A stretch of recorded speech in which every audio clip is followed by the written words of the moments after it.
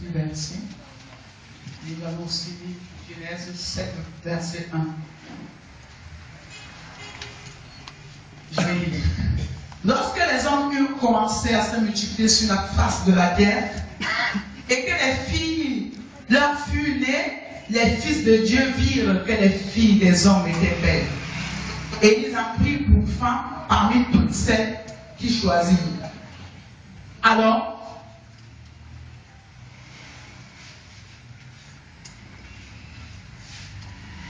l'Éternel dit, mon esprit ne restera pas toujours dans l'homme, car l'homme n'est que chair, et ses jours seront de 120 ans. Les géants étaient sur la terre en ces temps-là, après que les fils de Dieu furent venus vers les filles des hommes, et qu'elles leur eurent donné des enfants. Ce sont ces héros qui furent fameux dans l'Antiquité. L'Éternel vit que la méchanceté des hommes était grande sur la terre et que toute la pensée de leur cœur se portait chaque jour uniquement vers le mal. L'Éternel se repentit d'avoir fait l'homme sur la terre et il fut affligé en son cœur. Et l'Éternel dit, j'exterminerai de la face de la terre l'homme que j'ai créé, depuis l'homme jusqu'au bétail, aux reptiles et aux oiseaux du ciel, car je me répands de les avoir faits. Mais Noé trouva grâce aux yeux de Dieu. Verset 18. Verset 17. Et moi, je veux faire venir le déluge d'eau sur la terre pour détruire toute la chair. Ayant souffle de vie sous le ciel. Tout ce qui est sur la terre périra. Mais j'établis mon alliance avec toi. Tu entreras dans l'arche, toi et tes fils, ta femme, et les hommes de tes fils avec toi. Amen. Genèse 7, verset 1. L'Éternel dit à Noé, entre dans l'arche, toi et toute ta maison, car je t'ai vu juste devant moi parmi cette génération. Nous allons prendre 1 Samuel 30.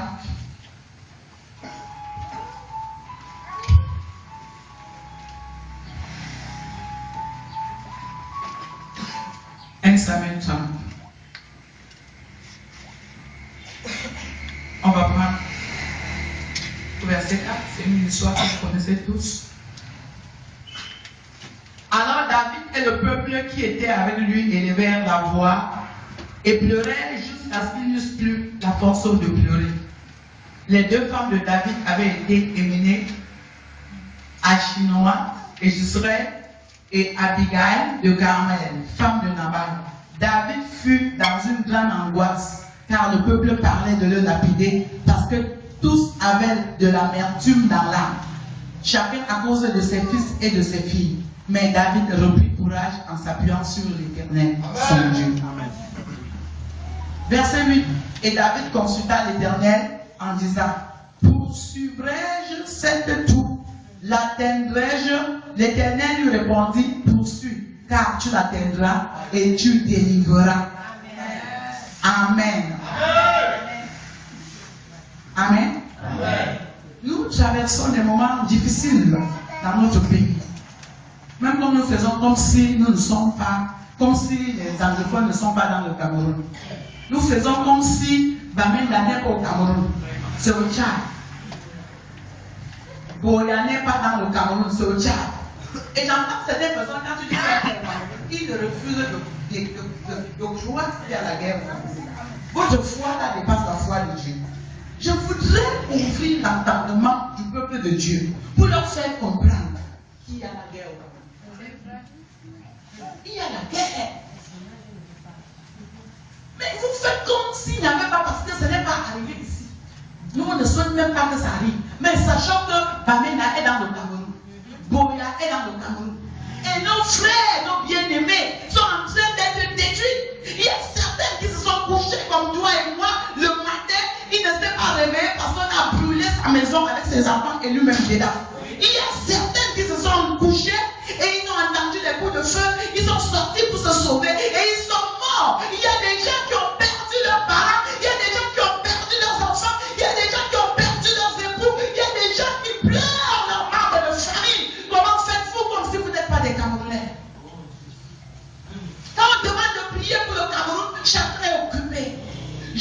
assure que l'homme ne récolte que ce qu'il a semé. Je vous assure que le Dieu que je sers, c'est un Dieu de souvenir. Je vous assure quand les moments de tempête arriveront, Dieu se souviendra de ceux qui étaient à la brèche.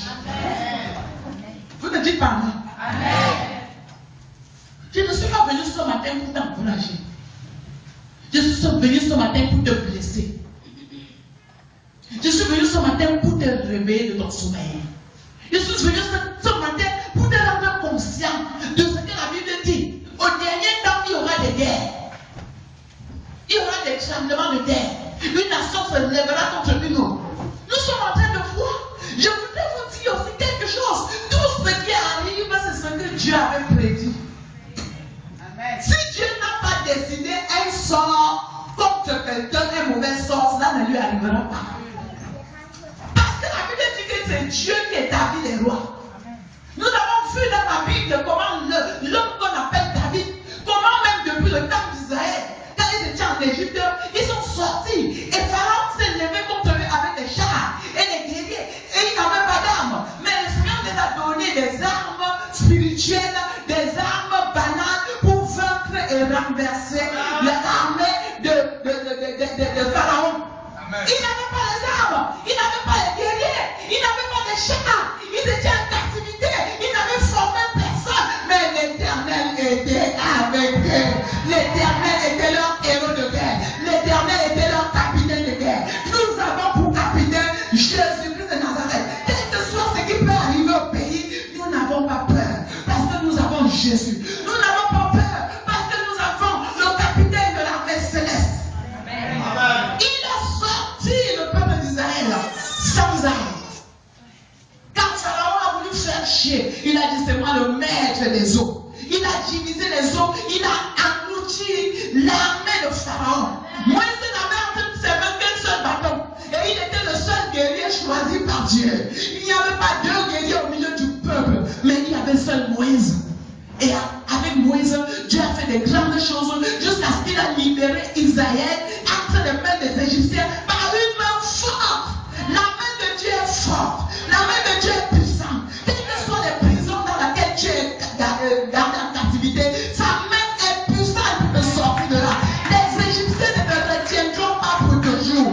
Les Égyptiens ne sont pas forts. Ils peuvent être forts pendant 430 ans. Comme ils ont fait avec Israël. Mais le jour que Dieu a décidé, rien ne les a empêchés de sortir des griffes de Pharaon. Je suis venu te dire ce matin, il y a une décision divine sur ta vie. Il y a une décision divine sur ta vie. Et quel que soit ce que Satan a fait, ce qu'il peut faire, tu sortiras de cette captivité. Amen. Tu sortiras de cette captivité. Tu sortiras de cette captivité. Au nom puissant du Seigneur Jésus. Amen. Moi, je causais tout à l'heure avec ma fille au bureau. Elle est en train de me dire, maman, tiens, il y a quand même le diable, il y a les sorciers. J'ai dit, ce n'est pas négligé, ma fille, c'est vrai. Mais je vais te rassurer, je vais te dire une chose. Quand Dieu voulait toucher Job, il a dit à Satan, touche-le, mais ne touche pas son âme. Si Dieu n'avait pas donné la permission au diable de toucher Job, Job ne pouvait jamais être touché par le diable. C'est vrai? Est-ce que c'est vrai? Je suis venu te dire quelque chose. Dieu n'est pas impuissant. Dieu n'est pas mort. Dieu ne t'a pas oublié. Mais aussi longtemps qu'il veut te donner une leçon, la sorcière qui est à côté de toi sera efficace. La malédiction qui est dans ta famille sera efficace. Ton voisin qui est debout la nuit là sera efficace. Parce que Dieu veut te donner un enseignement. Mais quand l'enseignement sera fini, le sorcier n'aura plus d'efficacité.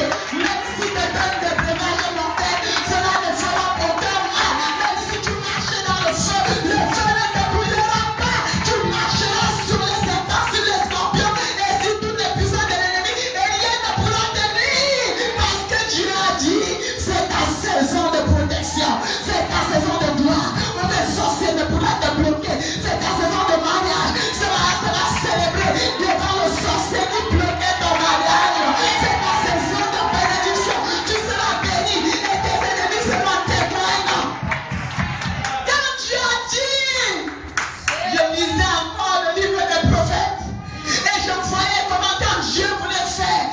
disait toujours. Et ce qu'il disait arrivait toujours. Mais ce qui m'a marqué est que quand Dieu parlait, le peuple s'en répandait parce qu'il savait que ce que Dieu disait était vrai. Mais aujourd'hui, Dieu parle à l'église. L'église a raisonné jamais. Il méprise la parole de Dieu. Il ne croit pas que Dieu peut parler. C'est pour cela que l'église a des problèmes. Si tu veux savoir que la parole de Dieu, c'est Dieu, que Dieu te parle ce matin, tu te confonderais pas ainsi. Quand le prophète arrivait dans une ville, les gens paniquaient. Oh Dieu, il est encore venu. Cette fois-ci, c'est quelle nouvelle? Nous n'avons encore fait quoi? C'est fini pour nous. Dieu a encore dit quoi? Dieu m'a encore dit quoi? Il paniquait, il jamblait, il se répandait avant que le prophète ne commence à parler. Et quand il parlait, il s'humiliait, il se couchait dans la cendre, il pleurait parce qu'il connaissait que l'Éternel était leur Dieu. Quand le marabout parle, les gens paniquent. Mais quand Dieu parle, personne ne prend peur. Quand Dieu parle, personne ne prend peur. Mais quand le marabout parle, on prend la voiture, village. On verse l'huile sur le crâne.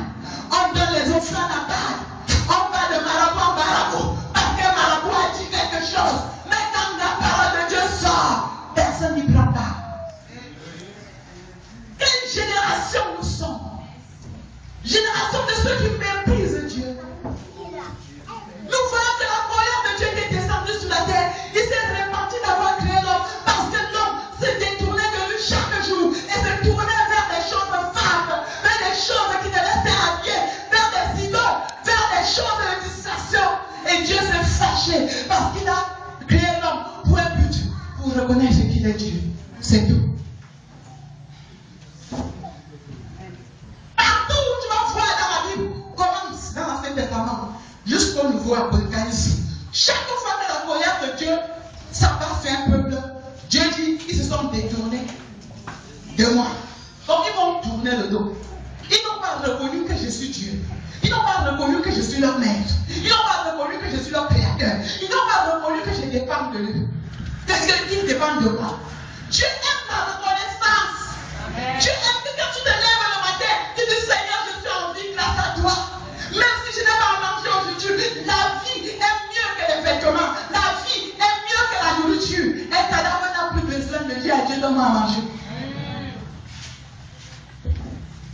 C'est pour ça que Dieu se fâche. L'objectif de Dieu, c'est que ton cœur ne se tourne pas vers le mal. Et lui-même, il n'a pas suscité des guerriers pour détruire la terre. Qu'est-ce qu'il a fait? Lui-même, il est devenu guerrier. Lui-même, il est devenu guerrier pour détruire la terre lui-même. Pourquoi quand il y a une guerre, vous persécutez le diable? Ce n'est pas le diable. Le diable ne peut agir que quand Dieu lui a donné le feu vert. Depuis des années, le Cameroun n'a pas commis de fautes. Depuis des années, il n'a jamais eu de problème dans un pays, dans une ville au Cameroun. Mais pourquoi, pour un petit truc, le diable se lève? Parce que Dieu a tourné la face contre le Cameroun. Parce que le Cameroun s'est éloigné de